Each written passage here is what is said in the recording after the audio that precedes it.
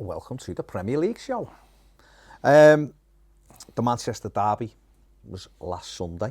We talked about it last week, approaching it and what kind of questions it was going to throw up. And could anyone stop Erling Haaland? It seems Manchester United couldn't stop him either, and that's no bad thing. No one's been able to stop him so far. He's moved on to 14 goals in 8 games. If he carries on at this rate, he's going to end up with 66.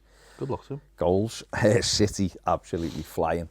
And obviously, on Sunday, him and Phil Foden grabbing a hat-trick each in a 6-3 win, which was, at one stage, obviously, they were 6-1 up. But it's looking ominous for everybody trying to win. I know Arsenal are still in there, of course. They had that one. We'll talk about their derby win the day before in a minute. But Manchester City, with him, it's going to have to go some to finish above them this season, aren't you? Yeah, it's just scary, isn't it? I mean,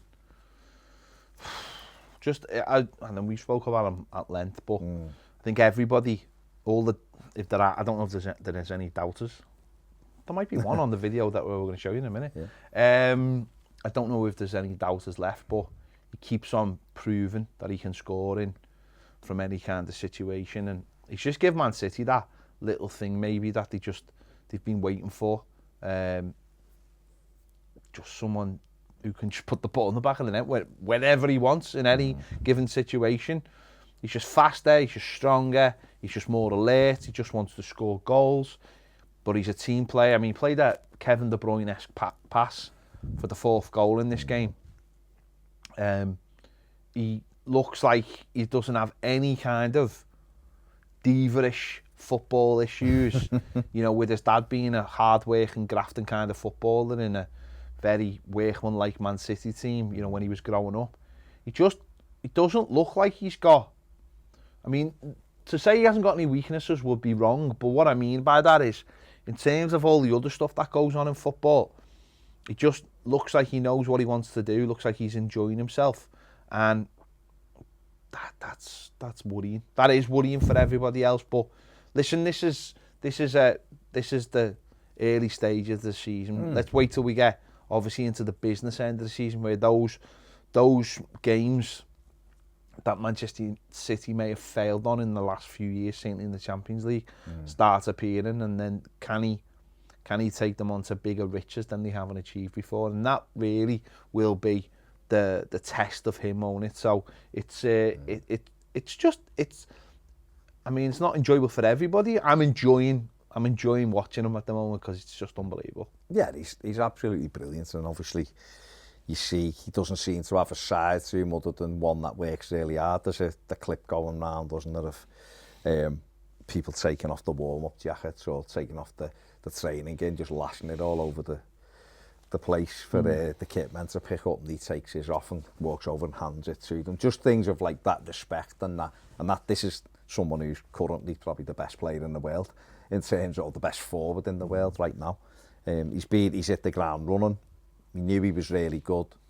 Most of us knew that he would score a lot of goals in this country without being disrespectful to others who've also scored goals, but he's just a tremendous player, and when you put a tremendous player in a team full of tremendous players, they're going to benefit more than anything, and that's what City have done. And you're right, the ultimate asset test for him will be, can he inspire City in the Champions League, where maybe they've fallen in certain games. They've now got someone, if he stays fit, who can be the match winner in that.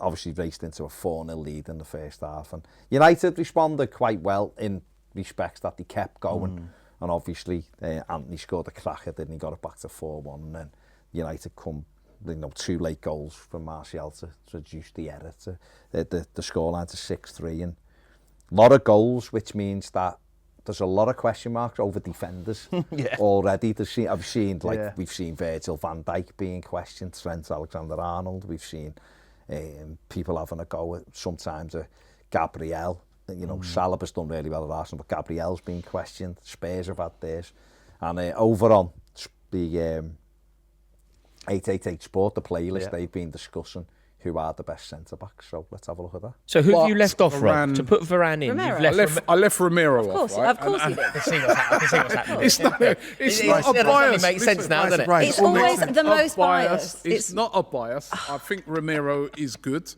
right? I think he is good, but I just look at how could I? It was for me. It was between him and Varane. Do you know what I think we're going to have to do, Rob? If you two agree with me, I think if you want Varane on the list, I'm prepared to go with it. But Romero has to be on, which means the only way you can get Varane on the list is if you sub Saliba off it. You must be joking, mate. You know what I mean? I had a feeling it'd go that way. Feeling. How quick was that? All right, listen. He's like, I don't really want him. See you later, Varane. On goes. So Romero's on. I mean, the biggest takeaway for me there is that Conor Cody and James Tarkowski weren't included. Everton do have the best Premier League defensive record in the country just right now. Defenders, centre backs, is it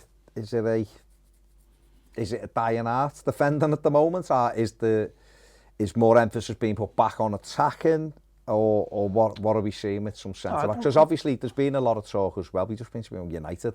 Harry Maguire's, plays for England but isn't in United side at the moment. There's been talks over that. Kyle Walker's got injured for City midweek. He plays centre back for England. It's thrown up who's England gonna bring in. So what, where are we in your opinion with centre backs in this country? Not just English, all of them. I think it's difficult, isn't it? There's been a lot of talk in the last few weeks, obviously, about England and their centre back partnerships, and people have had to look at, Harry Maguire's been a tough time. John Stones has got an injury now.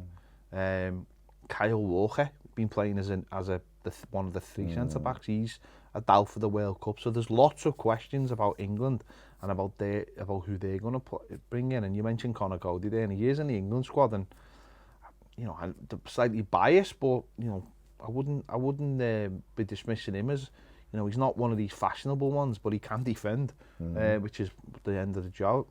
I think in the Premier League itself, it's difficult, isn't it? Because I think Virgil van Dijk's still considered to be the best centre back, but he looks a little bit off it, and they're conceding goals, so he doesn't have that same aura, that invincibility around him. I think it's gone. You see Liverpool at the weekend, obviously 3-3, another 3 goals conceded, against Brighton, and that aura seems to have disappeared from him a little bit. And you've got Martinez, who's just come into the Premier League, who is a good player, good defender, but obviously can he cope physically with the Premier League against people like Haaland? He's not going to be facing Haaland every week, so that's a bonus for him. But I think what's interesting is, I think you look at Arsenal centre backs at the moment. I think they're doing really, really well.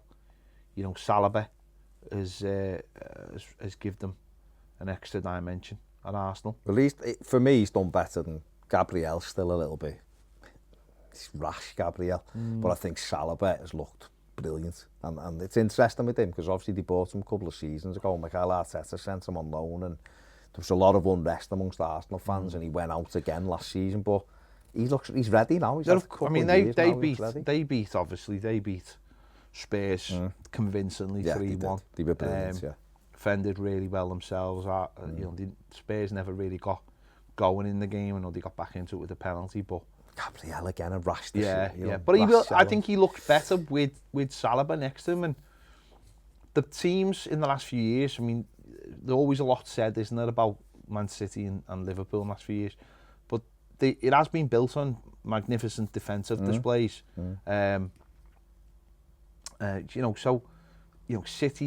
City for me, I've got one, if not the best centre back in the Premier League in Diaz. So yeah, is it a dying art? I don't think it's a dying art. I think it's almost like it just seems to me like as it's a to and fro. As something changes with the attacking side of the game, the defenders have to respond, and then sometimes the defenders get an upper hand, and it's just almost like trends, isn't it? Yeah, and that's what it is, isn't it? There's a lot of that in football. As something gets going, someone has to do something to respond to that.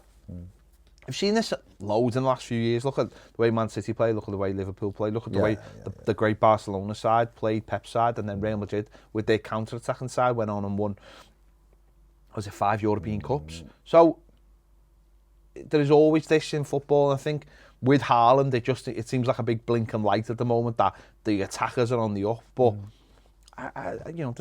the centre backs will get back along the way. It's just these things are always. We're always quick to point out, very quick when someone's doing really well. But we know for Everton, our success so far this season, or our wins or whatever you want to call it, is based off clean sheets. So we're going to sit in and go, well, we've got a couple of cracking ones playing for us at the moment, and they are shoring us up, so that gives us the platform. Other teams have different ways. They use their attacking force to stop. But as Man City have proved, now Liverpool have proved, you've got to have good defenders and you've got to have a good goalie. If you really want to go on and do the big things, it's not always about your attacking plays. Now, interesting, I mean, you spoke there, we'll go back to Arsenal, and you mentioned Liverpool, obviously the Zerbi's first Premier League game since taking over from Graham Potter, and Brighton. There was people saying Brighton could have been 4-0 up after 20 minutes, with a lot of chances at Anfield, and not many teams go to Anfield and get 3 goals. Trossard with a hat-trick, but fair play to Liverpool, he was 2-0 down, got it back to 3-2, but Brighton, who were having a really good season, stuck to the task, and for them, that's a real positive, isn't it, going behind 3-2 at Anfield and still having the attacking prowess, if you like, to come back and equalise. To get it back to 3-3 is a huge thing, so he'll be delighted with that point as much as Jurgen Klopp will be disappointed to drop points at home. Brighton could have been 4-0 up. That's where he might be disappointed, and I've sort of fallen to, I don't know, soft goals, I'd say, because I thought Liverpool's goals were soft. Certainly the third one was really, really soft. Well, it's the goalie, and he is a good goalie. He is a good goalie. He's flapped and it's hit one of the players and gone in. But they'll take heart that they've gone down and scored equaliser at the Cop End, and Liverpool's still scratching their head. But why it's not quite working? I mean, why it's not quite working is because they don't really have a midfield like with the energy and they're used to having, which is that's their platform to build on. And I said, all teams are different, aren't they? And they'll be getting players back and they'll respond. Great win for Arsenal, like you said, to blow Spurs away. They came out so quick out the traps, Arsenal, and Tottenham never really settled, obviously. Got in front, party with a cracker. Harry Kane equalised from the penalty spot, and then Gabriel Jesus, who has been fantastic. It was a bad goal, it was a poor goal. The goalkeeper, I'm just not convinced. That he's like, he might be the reason why Spurs don't win stuff, because he's a good keeper, but he makes big mistakes at times. That one was straight at him. He flapped at it and then he went to catch it and missed it, and Jesus is there. That's why Arsenal have got him. And then what about the sending off from Emerson Royal? Because this is Anthony Taylor, who refereed the Merseyside derby. Amadou Onana's challenge, Virgil van Dijk's challenge on Amadou Onana was worse than this one, in my opinion. But I wasn't screaming and banging the thing, as to why he wasn't red carded on the day. But what it makes you frustrated is when the same refereeing a derby match again in 2 weeks or 3 weeks after the last one is automatically, that's a red card. You do kind of question and go, hang on, you the same ref in the same kind of game, what's the difference in the challenges?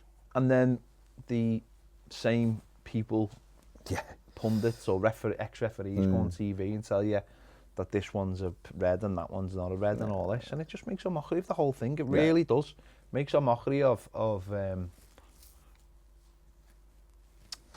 refereeing and consistency there. And allows people to talk about conspiracies and only the big teams get the decisions and stuff. It was nonsense, but great win for Arsenal. Spurs not back to the drawing board, but they've got to reset. Obviously, they went and drew in the league with Frankfurt 0-0, didn't they? Bournemouth and Brentford drew 0-0. Crystal Palace 1, Chelsea 2. Conor Gallagher reminding Palace what a good player he is. Good turnaround this, wasn't it, really? Really good. And Aubameyang obviously with a goal as well. Aubameyang was a great goal. Maybe showed them the difference, what they'd be missing up front. And it's a great goal. Edward scored a good goal. He did. Proper Conor Gallagher goal, though, wasn't it? Yeah. Last minute, top in. Out of his feet, good win for them. Good win. And backed that up with the Champions League win as well. And I tell you what, Potter looks like he is auditioning for either Bond or the Milk Train Man. I've never seen a change that in the space of a couple of years. He's gone, you know, he used to look like one of the twins out of Harry Potter. Now He was quite nerdy, wasn't he? Now he looks like... Now he's cool. Yeah, isn't now he looks like James Bond. He's just cool. He's He's done well. got the... He's even, He's designer stubble, got the turtleneck. haircut. Looks beautiful. Fair play he's to him. doing well. I like that. Good turnaround. He's doing well. Newcastle went to Fulham and spanked them by 4-1. Obviously, Fulham reduced to 10 men inside 8 minutes.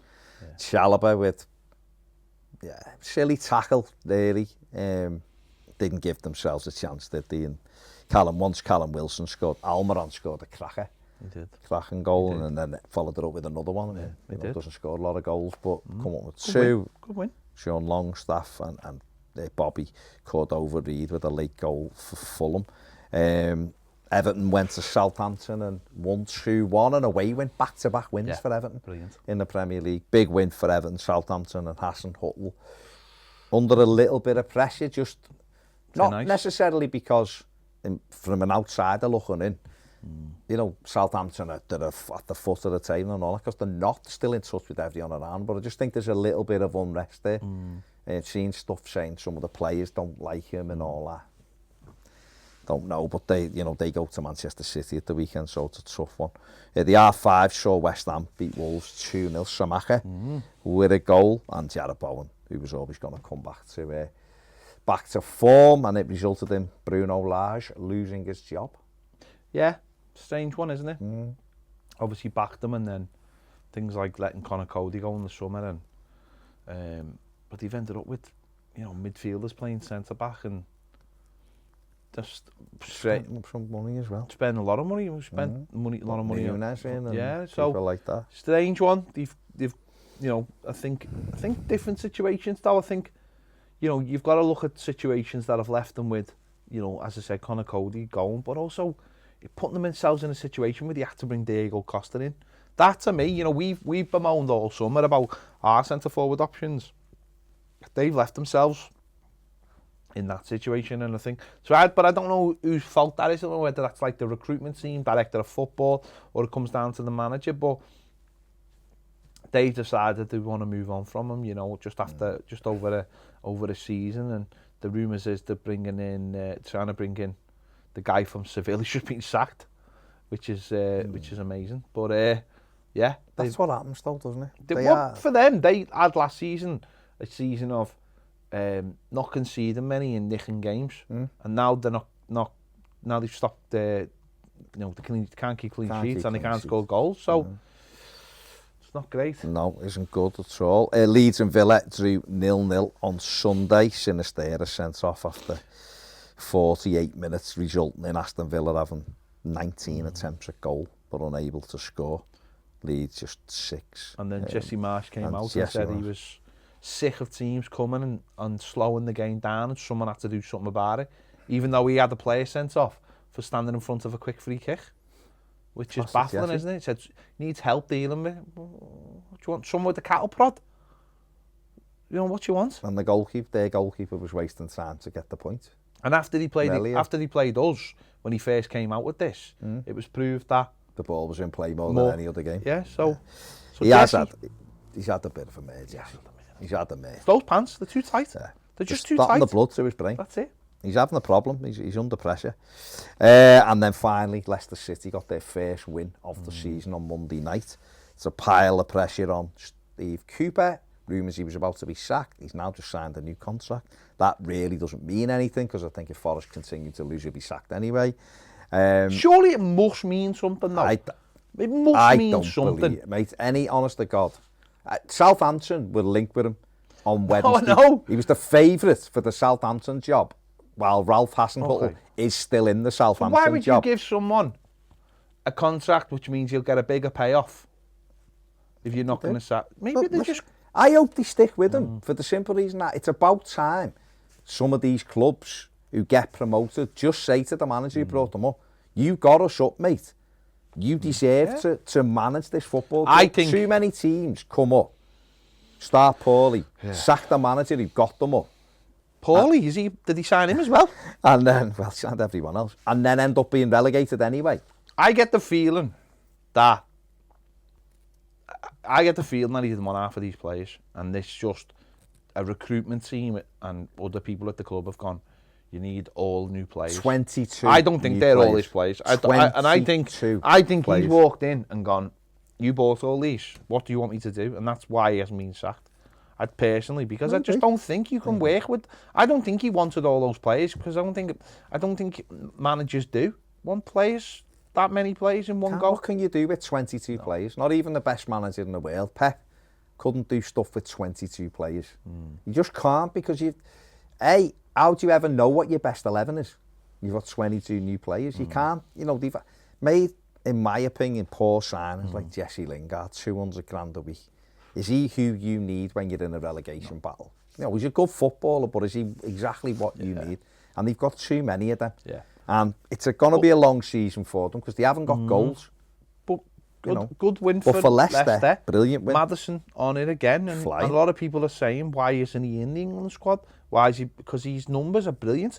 Probably in the form of his career. He's peaking at the right time, and he hasn't had a look in, and it does make you wonder, doesn't it? It does make you wonder why. James Maddison has got a lot of talent, right? He's not a very hard-working footballer. There's too many games passing by, right? Now, I haven't seen a lot of them this season, other than I know that everything Leicester do positively, he's behind it. So he's obviously having a really good season, which is ironic, because Leicester have been terrible. 6 defeats in 8 games they've had. First win of the season. But everything they're doing at the top end of the pitch, he's behind. Yeah. So we should be definitely looked at by Gareth Southgate. Yeah. They're the players you look at for something like the World Cup, where all of a sudden these lads are hitting the ground running, and you go, you could actually be an X factor for England, because he's. I like players like. He's not more like Gareth Gates though than Gareth Well, South. yeah, but maybe Gareth Gates come in and advise him, but. You need someone who can just get the ball off the feet and put it in the top corner, which is what Maddison can do. Do England have that with who they've got right now? I love players like Mason Mount. He's a really good player, and we've got other ones, but someone like Maddison is. You do need a couple of off the cuffs, and I think that's what Grealish is looked at. But then the way I don't want to go into the England stuff, but it is weird. No, but I think it's a great win for Leicester. Obviously off the bottom, Forest went bottom. Still only both won a game each. Forest, big games this weekend. If you just look, they're both going to have to follow it up with positive results, aren't they? Because otherwise it just becomes a one-off game. But Leicester go to Bournemouth. Chelsea, Wolves, Costa's return to Stamford Bridge. It'll be interesting. City, Southampton. They obviously drew this weekend, by the way, because you forgot that one. I forgot. Because it was also forgettable. Brentford. I did mention it. Did you? Well, I've even forgotten that I mentioned it. I literally said before Brentford and Bournemouth. Yeah, you said it so quick. You said it so quick. They drew 0-0. Said it so quick that I'd instantly forgotten about it. Because it was an instantly forgettable game. It was. But they're keeping clean. Bournemouth are keeping clean sheets. And Gary O'Neill's got them organised, hasn't he? And give them. Be interesting to see what happens with them, because there's going to be a takeover. It looks like, so yeah. Ivan Toney, in the England squad, and then has not started scoring goals, so that's. But he didn't get a kick for England, did he? No. Can Haaland get another hat-trick and score 4 hat-tricks on the run at home? Why not? Why not? They're playing Southampton. Newcastle, who always seem to be at home. They've got Brentford at home. Tony's return to St James's Park, of course. Brighton Spurs, the 5:30 on Saturday's a good game. Interesting. Be an interesting game. Conte they need a win. They just a bounce back a little bit. He's had a little bit of stick, which is a bit weird for being too negative in his play, but Spurs are doing really well. So. Then on to Sunday, Palace Leeds. Tough game for Leeds there, Palace under Vieira. West Ham Fulham. Great chance for West Ham to get back-to-back wins. Arsenal Liverpool is at 4:30, which is a big game. It certainly will. Arsenal flying high at the top. Liverpool already 11 points behind, so Arsenal could that's a big one. Big one. And Everton, Manchester United at 7 o'clock. What a ridiculous time for the game. And then Monday night, the last game of the weekend, Forest versus Villa. Huge game. Stevie G goes and gets the result there. Interesting. So, big week of football ahead. Yeah. Check out 888 Sport, the playlist. See the lads are coming up with the best defenders. If you never told me, get in there and tell them who it is. Tell them who it is. Give their YouTube channel subscribe. Leave a comment, like the video as well. Why not? We've done it already. So why wouldn't you? Right, thanks for watching. See you next week. Bye.